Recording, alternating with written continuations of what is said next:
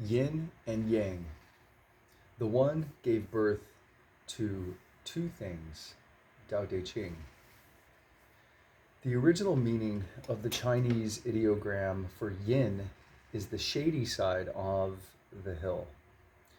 It represents darkness and passivity and is associated with the qualities of yielding, softness, and contraction. It moves downward and inward, and its primary symbols are women, water, and earth. Yang means the sunny side of the hill. It represents light and activity, is associated with resistance, hardness, and expansion. It moves naturally upward and outward, and is symbolized by man, fire, and heaven. Yin and Yang are mutually interdependent, constantly interactive, and potently interchangeable forces. Despite their polarity, each contains the embryonic seed of the other within itself, as illustrated by the familiar yin-yang circle. The circle itself represents the supreme source, half yin, half yang, each with a dot of its own opposite growing inside it. The S-shaped boundary between the two indicates that their borders are never fixed. Whenever the constant waxing and waning of polar energies leads to a critical excess of one or the other, it spontaneously transmutes into its own opposite. A good example of this transformation is when water, or yin, absorbs so much heat, yang, that it transmutes into vapor, yang, and rises upwards, a yang direction. Taoists thus perceive change to be a cyclic rather than linear and therefore predictable.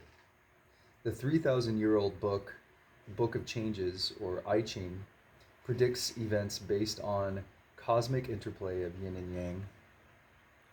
Yin is stronger and more abundant than yang, but yang is more obvious and active. There is more water on earth than fire, for example, but fire phenomena, such as lightning, are more exciting and attract more attention. Still, ever since the term yin-yang first appeared in China, the word yin has always preceded the word yang, and in Chinese this indicates a position of yin superiority that long antedates the advent of patriarchy in Chinese society. The cosmology of yin and yang goes way back to the misty beginnings of Chinese civilization, long before Lao Tzu's time. The earliest written reference to the term appears in the I Ching, written around 1250 BC, in which it states, quote, "The ceaseless intermingling of heaven, or yang, and earth, yin, gives form to all things. The sexual union of male and female gives life to all things," unquote. The sexual union of male and female is thus regarded as the essential earthly manifestation of the great cosmic dance of yin and yang. A commentary in the Book of Changes states, quote, "The interaction of yin and yang is called Tao, and the resulting generative process is called change," unquote. Therefore, the way must be found in the interaction of yin and yang, in the union of opposites, not in one extreme or polarity or the other. Because of the ceaseless flux of yin and yang, the primary attribute of the way is constant change, never stasis. In the Book of Changes, the hexagram, which symbolizes sexual union in the 63rd, is called completion. It consists of the trigram for water or woman or clouds, placed over the trigram for fire or man or light. This not only places yin on top of yang, it also suggests the image of the cauldron of water slowly coming to a boil over a fire. This is the quintessential Taoist image for human sexual intercourse, concisely symbolizing the essential differences between men and women in the sexual act. In order to last long enough to bring that cauldron of water to a rolling boil, The man must ration his fuel and carefully control his fire. If he burns his fuel too fast, his fire expires prematurely, leaving the water only lukewarm. But if he conserves his fire long enough to bring the water to a boil, then even the smallest flame suffices to keep it hot for a long time. Completion, quote unquote, represents the fundamental relationship between yin and yang and clearly distinguishes Tao from the dualism of Western philosophy. According to the Tao Te Ching, any force, object, or idea is incomplete and meaningless without reference to its own essential opposite. Quote, difficult and easy complete one another. Long and short compare one another. High and low determine one another. Unquote. Good has no meaning without evil to define it. Beauty is invisible without ugliness to contrast it. In traditional Western thought, opposites are split into two mutually exclusive domains, with value attached only to the good, the beautiful, and the true. The evil, ugly, and false aspects of life are either deliberately and vainly suppressed or simply avoided as quote unquote bad. The Taoist way is to recognize the balance, the opposing forces underlying all situations and phenomena, but no illusions are harbored about, quote, defeating any cosmic force, positive or negative. Newtonian physics, the hallmark of Western scientific thought until only a few decades ago, perceives the universe as a scattered collection of static, unrelated objects, each of which has value and behaves according to absolute laws. By contrast, Taoism sees the universe as a living ocean of flowing forces in a state of constant flux, like waves on the ocean, with everything interrelated, interactive, and interdependent for existence on its own opposite quality. Complements of yin and yang. Complementary couplings of yin and yang pervade the entire universe, and their elemental opposition provides the dynamic tension required for all movement and change. In Chinese medicine, for example, the 10 vital organs are divided into 5 pairs, each consisting of one solid yin organ and one hollow yang organ. The yin organs are more vital than the yangs, and dysfunctions of the yin organs cause the greatest health problems. The organs are not arbitrarily paired. They are linked by concrete, functional, and anatomical connections. The heart. Called the chief of the vital organs, the heart regulates other organs by controlling circulation of blood. It houses spirit and governs moods and mental clarity. The condition of heart energy is reflected in the color of the face and tongue. Dark red indicates excess. Pale gray indicates deficiency.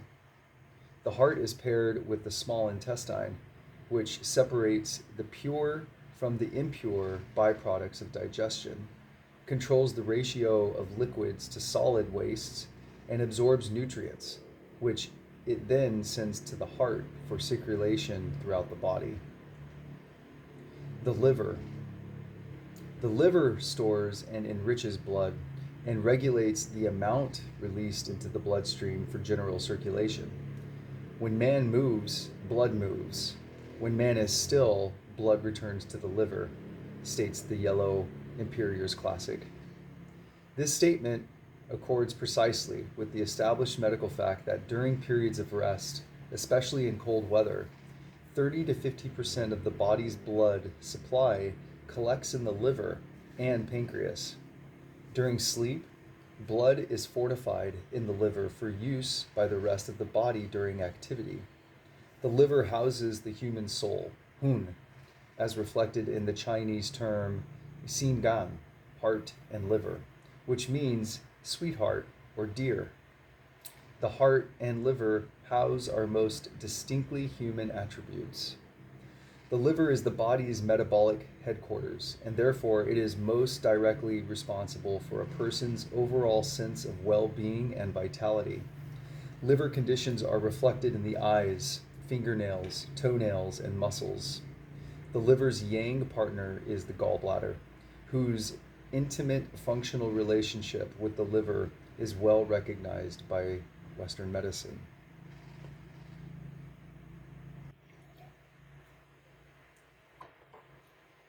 The pancreas. The pancreas controls production of vital enzymes needed for digestion and metabolism. This function links it directly with its paired yang partner, the stomach.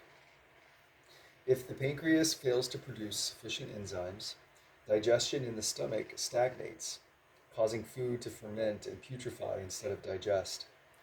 The pancreas controls the human attribute of rational thought.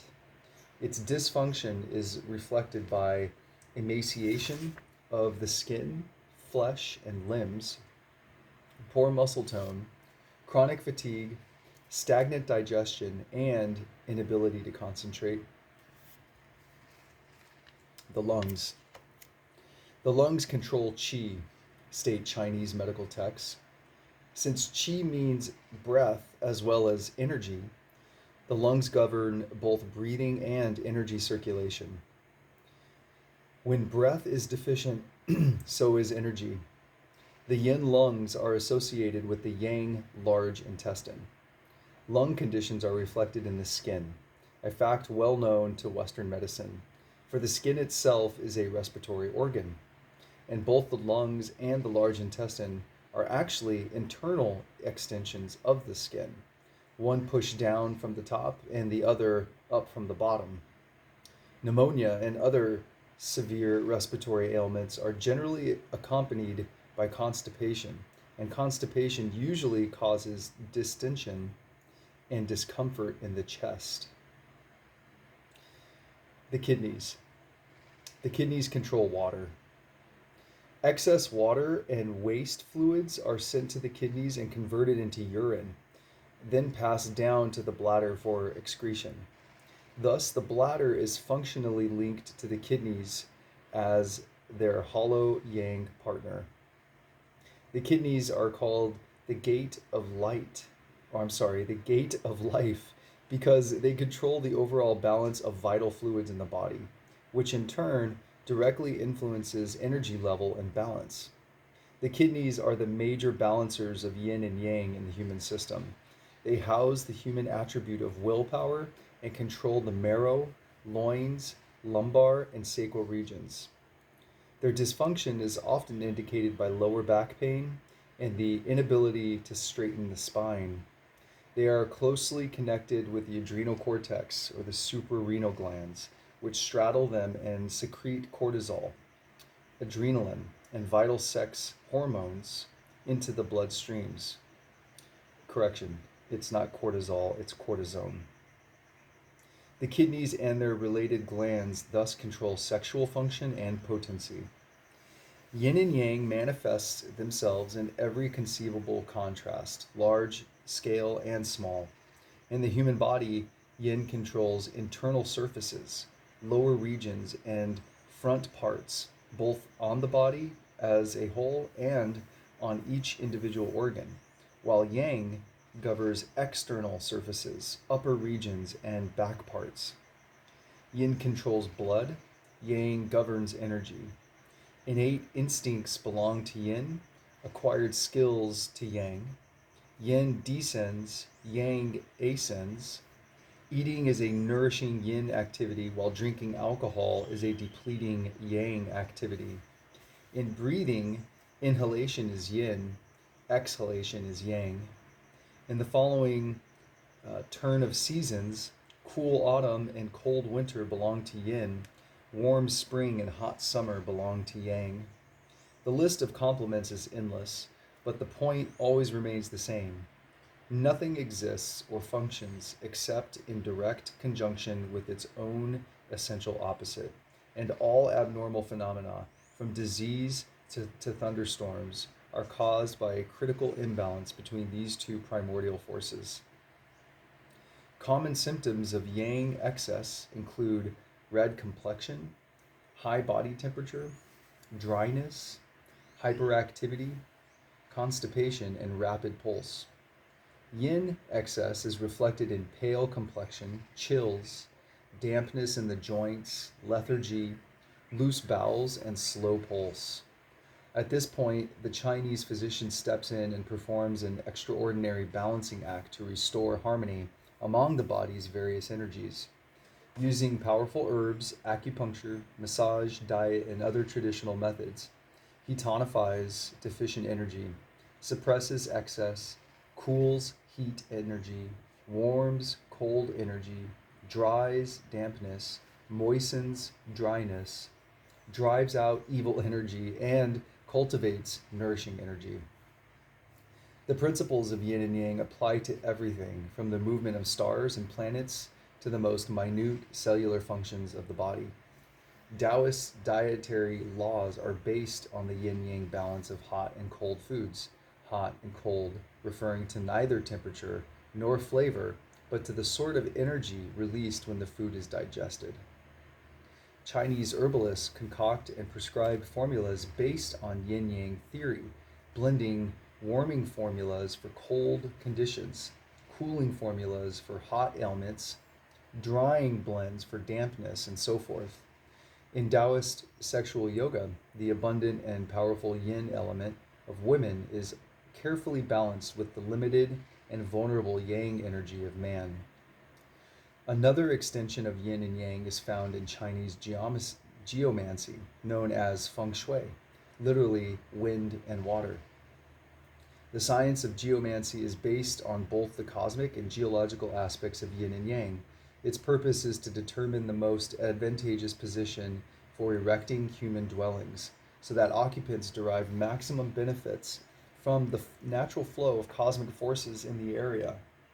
The position and angles of mountains, valleys, trees, rocks, and bodies of water relative to the structure to be erected are carefully calculated to ensure that no part of the building interferes in any way with the invisible dragon veins that conduct yang energy down from the heaven and yin energy up from the earth.